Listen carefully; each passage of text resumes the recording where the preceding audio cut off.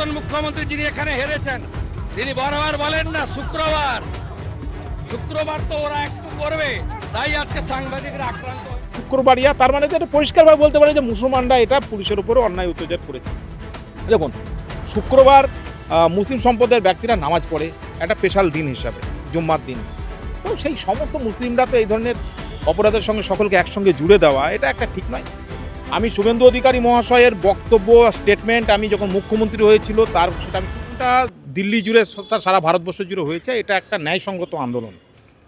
একটা নিটের পরীক্ষা, যে নিট পরীক্ষার্থী হচ্ছে ভারতবর্ষের যে সমস্ত স্টুডেন্টগুলো যারা ক্রিম স্টুডেন্ট, তারাই মেডিকেল নিট এই সমস্ত প্রিপারেশনে তারা করে আর কি। তো সেই পরীক্ষার প্রশ্নপত্র যদি ফাঁস হয়ে যায় এবং কিছু অযোগ্য ছেলেদেরকে সুযোগ পাইয়ে দেওয়া, আজকে অযোগ্য ছেলেরা ডক্টর হবে, তাদের হাতে মানুষের জীবন নির্ভর করবে, আর যারা ভালো মেরিটোরিয়াস স্টুডেন্ট তাদেরকে বঞ্চিত করা হবে, এটা বিরাট একটা অন্যায়, পক্ষান্তরে একটা খুনের অপরাধ। কেননা একটা অযোগ্য লোক সে ডাক্তারি পাস করে পয়সা দিয়ে প্রশ্নপত্র কিনে সে ডাক্তার হলো, তারপর তার হাতে কারো জীবন থাকবে, তার ট্রিটমেন্টে লোক মারা যাবে, এটা একটা বিরাট অন্যায়। সেই অন্যায়টাকে অনুধাবন করে এই দেশের ছাত্র যুব সাধারণ ব্যক্তি যারা মানে কি বলবো আর কি, জ্ঞানী ব্যক্তিগণ সুধী ব্যক্তিগণ, তারা আজকে অনুধাবন করে এই আন্দোলন যেটা হয়েছে, এই আন্দোলনটা ন্যায়সঙ্গত আন্দোলন এবং তার সেই আন্দোলনের ফলও পাওয়া গেছে। এইবার প্রশ্নটা হলো, সেই আন্দোলনের আজ আমাদের কলকাতাতেও হয়ে পড়েছে। কলকাতাতেও ককরোচ পার্টি বলুন বা যে সব শুভবুদ্ধি সম্পন্ন মানুষ সেই আন্দোলনে সামিল হয়েছিল, আন্দোলন পিসফুলি হচ্ছিল।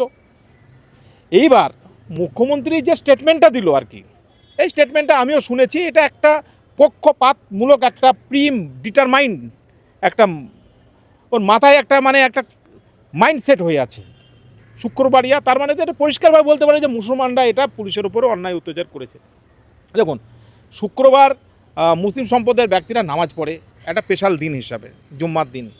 তো সেই সমস্ত মুসলিমরা তো এই ধরনের অপরাধের সঙ্গে সকলকে একসঙ্গে জুড়ে দেওয়া এটা একটা ঠিক নয়।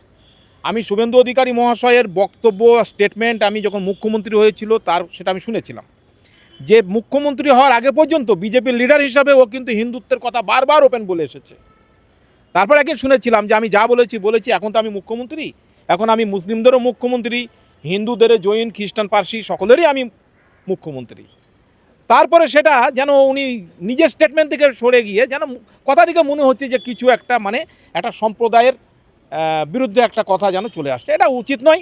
ওনাকে আরও সংযত হতে হবে। ওনার বিরাট দায়িত্ব, মুখ্যমন্ত্রী একটা কম ব্যাপার নয়। ওনার একটা মন্তব্যে অনেক কিছু ঘটনা ঘটেছে।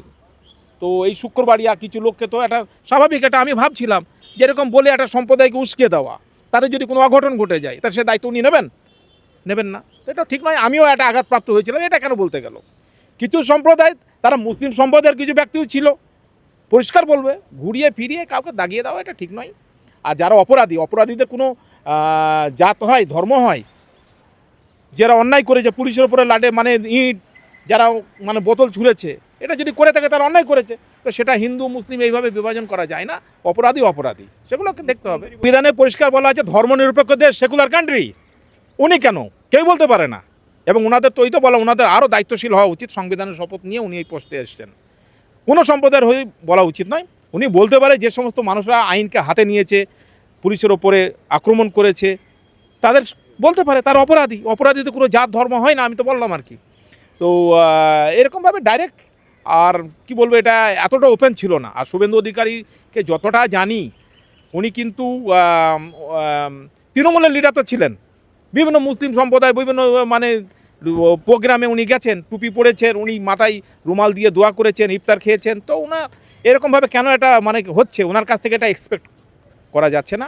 এটা একটা নতুন ক্ষমতায় এসছে, একটু ওনার কন্ট্রোলের মানে নিয়ন্ত্রণ, নিজেকে নিয়ন্ত্রণ হয়তো সেরকমভাবে করতে পারছে না। কথায় শুনছি মানে একটা বডি ল্যাঙ্গুয়েজটা কেমন একটা মনে হচ্ছে। কিন্তু জনগণ তো শেষ কথা, কোনো শক্তিশালী ব্যক্তি, এর আগে অনেক বড় শক্তিশালী ব্যক্তিরা এসেছে, ক্ষমতা নিয়ে যা খুশি করেছে, কিন্তু তার একটা তো সীমা আছে একটা, তার পরিণতি অনেক বড় দেখেছি ডিক্টেটরশিপদেরকে। তো কেউ ক্ষমতায় চিরকাল কেউ থাকে না। তো ক্ষমতাটাকে ধরে রাখা, জনপ্রিয়তা অর্জন করা, মানুষের মনে স্থান করে নেওয়া, এগুলো হতে হবে।